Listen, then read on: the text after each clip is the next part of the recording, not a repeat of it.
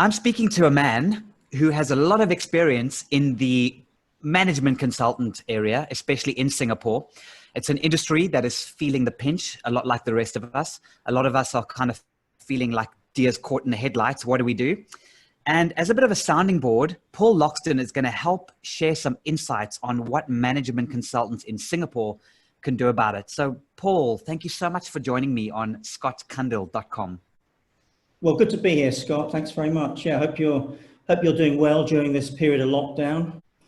I do deal quite a lot. My business focus, I deal with large multinationals. I also deal with sort of small and medium-sized businesses, typically management consultants. And it's a tough situation at the moment. It's a very tough situation. You know, management consultants are B2B, and businesses are all, regardless of sector, are all looking very closely at opportunities for cutting their expenses at the moment, given the fact that everybody's revenue has been impacted. So it's a very, very tough situation.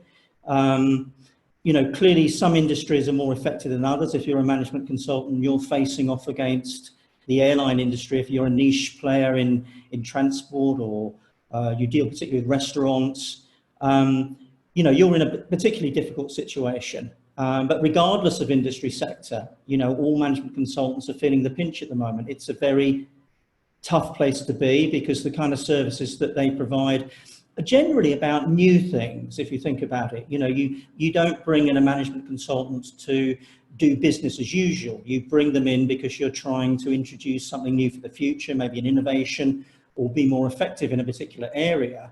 And, you know, right at the moment, businesses aren't thinking about new, they're thinking about now. And they're thinking about expenses, lack of revenue, and as a result, you know, there's major risks going on to both new projects, which consultants would hope would progress, but also with existing relationships. So it's a tough place to be.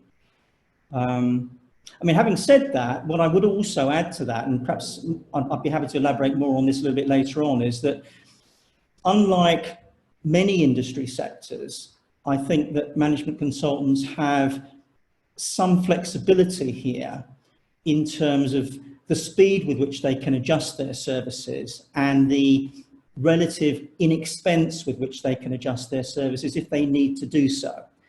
So, you know, let's imagine you're a factory owner or an airline, you know, and, you know, what do you do with your airplanes at the moment? There's not much you can do. You know, you can brainstorm all day long with your senior team about what you can do in your airline.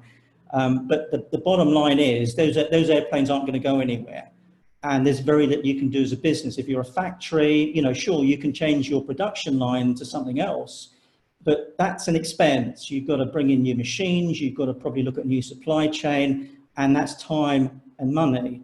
Now, if you're a consultant, sure, you know, I'm not saying things can happen overnight, but you have a lot more flexibility in terms of being able to change the services you provide for probably relatively lower costs than most other industries. So I think it's a rather long answer for you, but to answer your question, I think it's a tough time for management consultants, but I do think there's some opportunities for the future. Well, it does. It sounds like there's a huge opportunity here, because a lot of these companies, yes, you say they are struggling, but they need to think new. They can't just be thinking, how am I going to survive? They also need to be thinking, how can we adapt, and how can we come out of this stronger than ever? So perhaps now is the time for the management consultant. What do they do now in order to survive as a management consultant? What message do they go into their clients and their prospects with right now? Yeah, and I think that's the critical point, isn't it? You know, what are the specifics that they do? And the way I kind of look at this is I look at it from a what I would call a time frame perspective. You know, for me, there's what do I do now? What do I do with my company if this is going to go on for maybe 4 to 6 months, which I think it is definitely.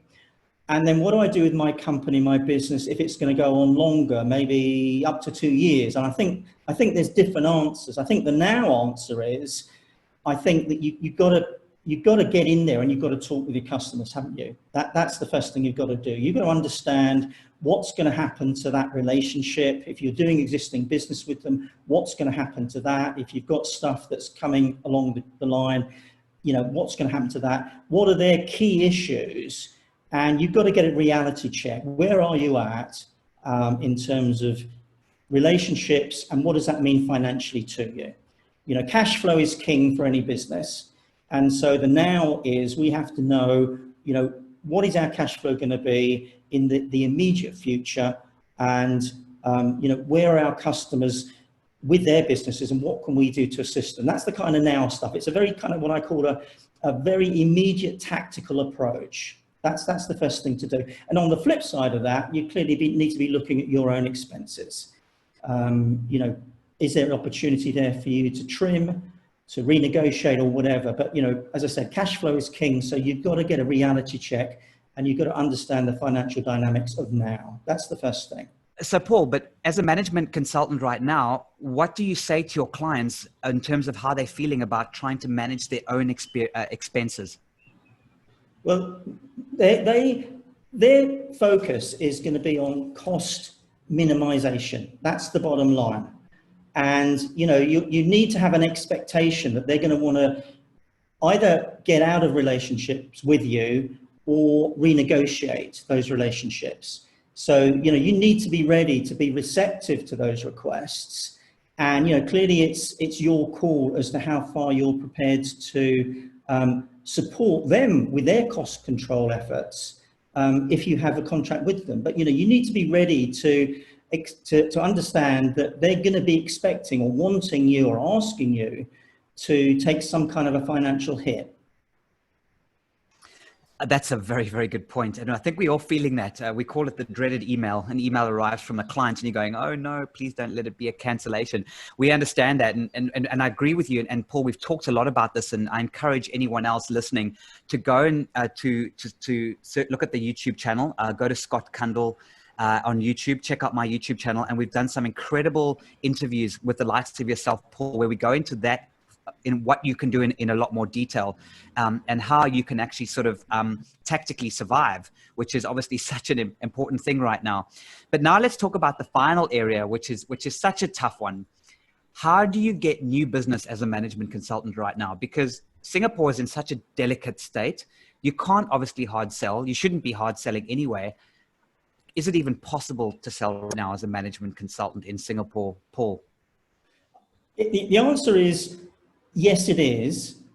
Let me answer that specifically. Let me just say before I come on to that not only do I think we need to think tactically, which is the now, but I also think we need to take a longer term view of this. And I think we need to think about, on the sort of up to 6 months type of time frame, what can we do between now and 6 months in terms of perhaps adjusting our approach? But I also think we need to have a longer time frame in mind as well. And we need to ask ourselves some tough questions about, are we in the right business? Are we in the right niche? Are we providing the right services? I think we need to be prepared to have a level of willingness to change. And so I think that's important before we come on to the selling. And I'm happy to come on to that. Does that make sense? It's more than just makes sense. It resonates with me completely because, you know, as we teach our clients so specifically, you've got to know who your target audience is. And if you need to pivot, then it's okay. You can take your understanding, take your experience and your expertise and possibly just shift it in a different space because you have the business knowledge and you have that understanding. So absolutely, yes. So now that you're armed with that, how would you start approaching new customers? Yeah. Yeah. Okay. I think there's a number of things. First of all, you have to be visible. You have to be visible. You know, I know we're in lockdown. Singapore went into kind of total lockdown yesterday, but you have to be visible. And so you've got to stay on the radar screen of existing customers, and you've got to get on the radar screen of new customers. And that means, you know, you've got to be phoning, ideally video calling. You've got to be present on social media. You know, if you're doing a newsletter, you've got to do your newsletter. You'll be posting articles on LinkedIn. The first thing is you've got to be visible. Now, the second thing is, you know, I'm a great believer in what I call solution selling, which is where you go into a company and you find out what their problems are. And then, you know, based on their problems, you obviously recommend some solutions that you can provide.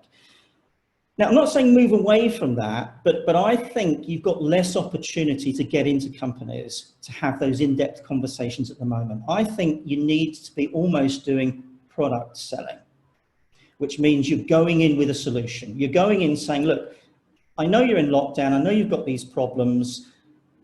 I have a solution, and talking about the solution. And so that is my kind of recommendation for your approach. Move away from this long-term solution selling to a more immediate problem-solving situation, but you're defining the problem and the solution together. So you're going in with that solution. So that's the second thing. Yeah, does that? Yeah, absolutely. So this excites me because, as you know, my book, The Captivating One-Liner, talks specifically about this issue. And when you go into that issue, what you're essentially doing is you're not saying to them, here's my solution. You're saying to them in a statement format, this is your problem. You're not saying, are you experiencing this problem? You're saying, I know what your problem is. Absolutely. This is your problem. You're coming from a position of Yes. power.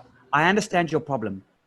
Do you have this problem? Do you agree with me? If so, now we can talk about the solution. It's really important right now, in my opinion, for any industry, not to go in directly with a solution, but first specifically state that problem in your messaging. Yeah, absolutely. Yeah, and that's I mean, just a bit of a plug for that. You know, Scott, if anybody listening to this hasn't really kind of grasped that idea of the captivating one-liner, I think is a real business winner. You know, it's stating what the potential customer's issue is in a way that really resonates with them. And so, yeah, I agree with you. And then go in with that solution. So yes, it's solution selling, but it's a kind of a shorter term thing. You're not going in to do so much exploration. You're going in and you're sharing what the problem is and the solution. That's really important. Yeah, I agree with your strategy 100%. So just to summarize, be visible. That is amazing advice, Paul. Absolutely. You've got to be visible. Don't hide in a hole in your bedroom and or in your little flat in Singapore and you know, be watching Netflix all day. Be visible. That's great. And then secondly, make sure that you've got a solution, but go in there and say, we understand your problem. I understand your problem. I get your pain. I feel your pain. What's next? Well, what's next is something that you and I have talked about at length before, and I've also kind of written extensively about this. And this is about talking to the right people, talking to the decision makers. You know, let's say pre-virus, you still needed to talk to the decision makers. You know, if you were relying on a relatively junior person to promote your services within a company you wanted to do business with, you probably weren't going to get very far, because they're not going to be as passionate about it, as influential as you are, and they're not going to want to rock the boat when they do get that coveted meeting with the senior person in their company. They're not going to want to introduce something that's new and possibly untested, whatever. But look, during virus time, it's even more important you talk to the decision makers, because nobody beneath C-level is making any financial decisions in those companies now. Nobody. So if you're talking with anybody at a lower level than C-level right now, very good point. Forget it. You've got to get in at a senior level. And Paul, it's always a pleasure working with you. We've known each other for quite a while now. And once again, thank you so much for joining me on scottcundill.com. Thanks, Scotty. All right, good to see you.